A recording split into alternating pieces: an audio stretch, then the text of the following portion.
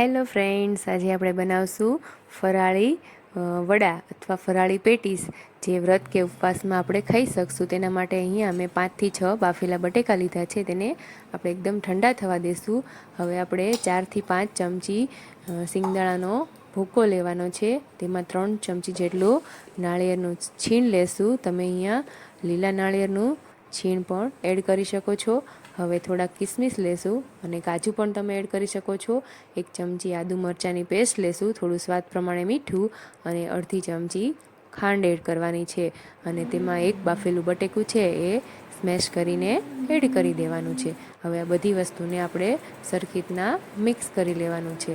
અને આપણે બધું મિક્સ થઈ જાય એટલે પછી તેમાંથી આપણે સાવ નાની નાની આવી રીતના ગોળી વાળી દેવાની છે.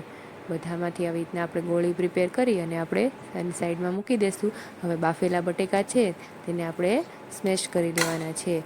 એકદમ ગરમ બટેકાનો આપણે યુઝ કરવાનો નથી. હવે તેમાં આપણે મીઠું એડ કરશું સ્વાદ પ્રમાણે અને થોડાક કોથમીર એડ કરશું અને પછી તેમાં અડધા લીંબુનો રસ એડ કરશું.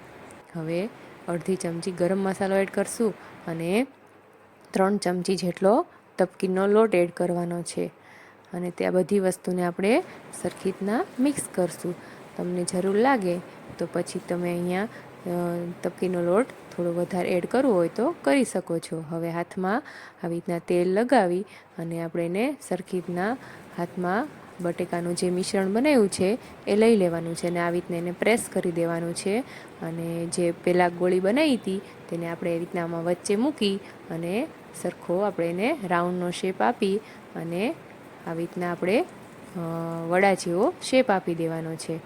હવે આ બધા વડા રેડી થઈ જાય પછી આને આપણે તપકીરના લોટમાં ફરીવાર રગદોળી દેવાના છે વ્યવસ્થિત.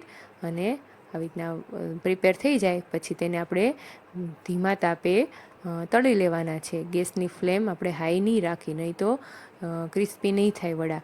હવે આપણે એને ધીમે ધીમે ટર્ન કરી લેશું એટલે આપણા વડા સરખા સરસ તળાઈ જશે. હવે આપણે 5 મિનિટ પછી જોઈએ તો એકદમ આપણા વડા આવા ગોલ્ડન બ્રાઉન થઈ જશે એટલે આપણા ફરાળી વડા તૈયાર છે. આપણે જોઈ શકશું કે કેવા સરસ બન્યા છે, ટેસ્ટી. તો તૈયાર છે આપણા ફરાળી વડા. જો તમને મારી આ રેસિપી ગમી હોય તો મારી ચેનલને લાઇક, શેર અને સબસ્ક્રાઈબ કરજો.